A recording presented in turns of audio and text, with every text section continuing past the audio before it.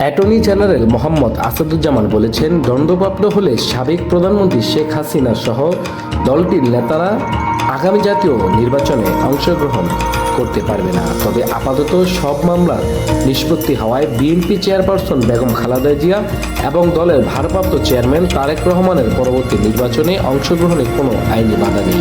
শুক্রবার ২৭ ডিসেম্বর রাজধানীর এফডিসিতে ডিবেট ফর ডেমোক্রেসি আয়োজিত এক ছায়া সংসদে তিনি এসব কথা বলেন। আসাদুজ্জামান বলেন, আওয়ামী লীগ আমলে নানা অনিয়মের কারণে পূর্বের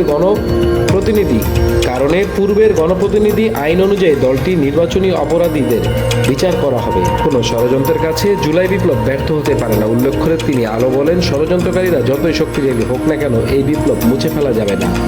অ্যাটর্নি জেনারেল বলেন, হাসিনার নির্মম পরিণামের পর তার পাশে দলের কেউ দাঁড়াতে সাহস পাচ্ছে না। যারা নির্বাচন ব্যবস্থাকে ধ্বংস করেছিল, সংবিধান কেটেছিল, মানুষের অধিকার ভুলুণ্ঠিত করেছিল, তারা ইতিহাসের খলনায়ক হিসেবে চিহ্নিত হয়েছে।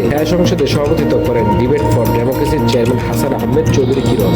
তিনি তার বক্তব্যে বলেন, বিগত ফ্যাসিস্ট আওয়ামী সরকারের চিরদিন ক্ষমতায় রাখার অসৎ উদ্দেশ্য সাবেক প্রধান বিচারপতি খায়রুল হক তত্ত্বাবধায়ক সরকার ব্যবস্থা বাতিল করেছিলেন। তত্ত্বাবধায়ক সরকার ব্যবস্থা রায় জালিয়াতি দায়ে খায়রুল হকের গ্রেফতার ও বিচার সময়ের দাবি। হাসান আহমেদ কিরণ চৌধুরী আরও বলেন, এদেশের জনগণের ভোটের অধিকার কেড়ে নিতে পতিত আওয়ামী সরকার দামি একতরফা মধ্যরাতে নির্বাচনের মাধ্যমে আওয়ামী লীগ নির্বাচনী ব্যবস্থাকে সম্পূর্ণরূপে ধ্বংস করে দিয়েছে। গত 3টি নির্বাচনে নির্বাচন কমিশন, প্রশাসন, police, returning officer, polling officer নির্বাচনের সঙ্গে যুক্ত প্রায় সবাই জাল জালিয়াতির অপরাধী।